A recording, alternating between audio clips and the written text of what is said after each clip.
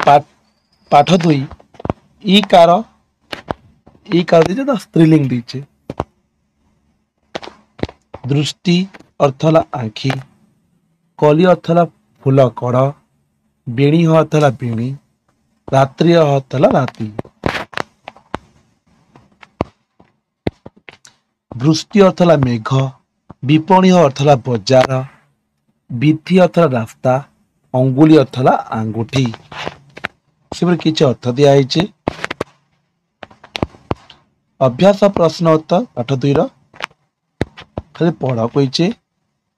कटिर अर्थ अंटा, मूर्तिर प्रतिमा, आटी अर्थ है बतक, प्रणति अर्थ है प्रणाम।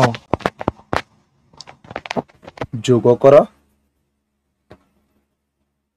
दृष्टि आखि, अंटा कटिही, बजार विपणी, आंगुली एवं एक, कली फूलकड़।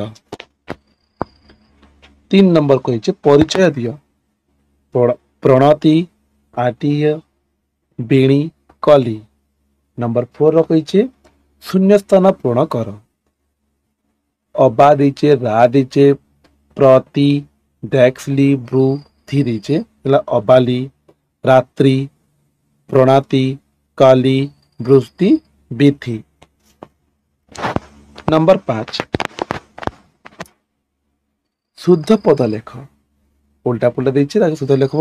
अंगुली, दृष्टि, भक्ति, नीति, अबाली, अबली, कटी, मूर्ति।